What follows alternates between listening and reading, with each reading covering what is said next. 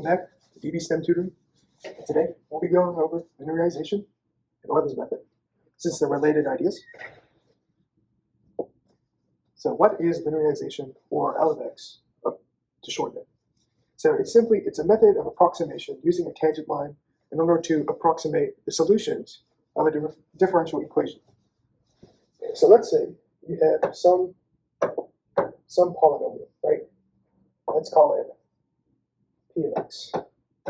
This is your nice little polynomial, right? And now let's say it has a point P of A.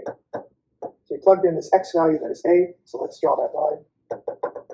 So we have A right here on our X-axis.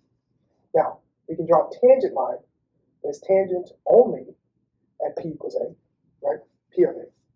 So, at P of A, this tangent line is a perfect approximation.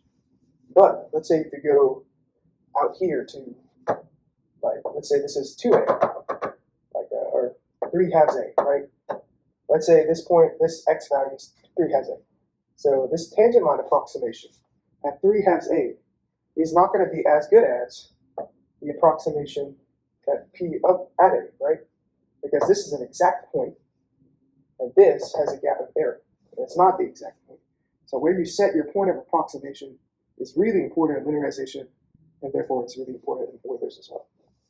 And so the formula for linearization is L of X equals f of A, so your point of your function, right, plus the derivative at A of your function times x minus A. And it actually comes from what's slope, if you think of it, right? y1 slope n times x minus x1. Just sub in these values right here. F of A is equal to y1, and A is equal to x1, and your m is equal to your f prime of A. That's where linearization kind of shows some similarities. So what's Euler's? Euler's method, it builds off of linearization. It uses curves to approximate a solution for the EQ. So instead of using lines, you're using curves. Simply. So if you draw another example, you have your same function, P of A, even though it doesn't look like it, P of A, or P of X, your polynomial.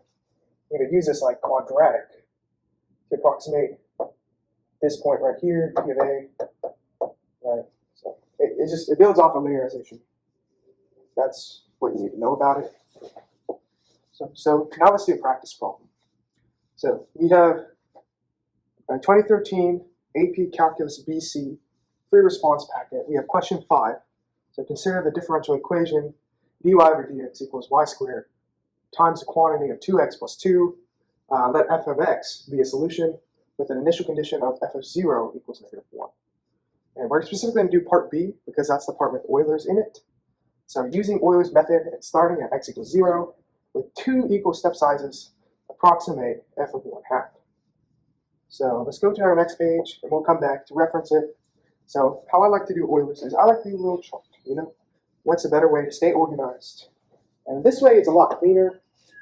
You have less chance to make errors. So if we're going back to our question, f of 0 is -1. So let's put that. So you have 0 and -1. Let's write our DEQ while we're at it. dy over dx is equal to y squared. 2x is 2, right? That's our differential equation. Is there any other information that we are missing? Yes, we have to approximate f of 1/2, sorry. So approximating f of 1/2. And the question has a really important detail. It has this 2 equal step sizes. Right? It has that detail in it. So why is that important? Well, if you don't use the step sizes they'll ask for, the approximation might be more or less accurate than they want it to be. You don't want to lose points, so let's do it the way they asked. So if I'm thinking about this, we want 2 equal step sizes. Okay, if we have 2 equal step sizes, there must be one value of x in between, and it has to be equal, so I think it has to be 1/2 between each of them. So I'm thinking 1/4 is going to be the value that we're wanting, right? So this way, so it's going to be 1/4 to get here, 1/4 to get here, 2 equal step sizes. So we fulfilled our initial conditions. So now it's go time. So a unique thing about Euler's is that it's a recursive method, which means each step builds onto itself. So if you make a mistake early, I'm sorry, you're probably going to miss the problem. It happens, but if you plug and shove, you should be able to get it. So let's find dy dx with our initial condition, right? So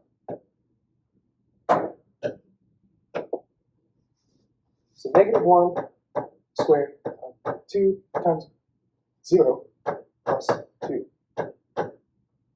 2 times 0 is 0. 2 times 1 is 2. Right? So we get it's 2. So now let's write our L of x formula just to make sure we're doing this right. F of a plus f prime of a x times the quantity x minus a. So now let's plug it in. So f of a is -1, f prime is 2. A is 0, remember? Because that's our initial condition, so we just have x, right? Now, we're going to plug in 1/4 to get our new y value. So that's where the recursive part comes in. So we have -1 plus 2 times 1/4. 2 times 1/4 is 1/2. -1 plus 1/2 is -1/2. Right? So now, let's plug in those x and y values into our DEQ to get our new slope value.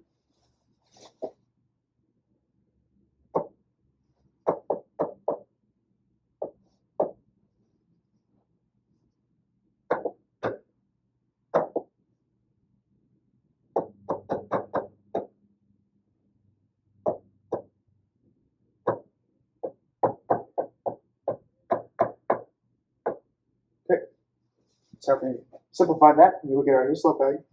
So -1 squared is 1, 2 squared is 4, times 2 times 1/4 is 1/2, plus 2 is 5/2, right? So we get 5/8. Yep.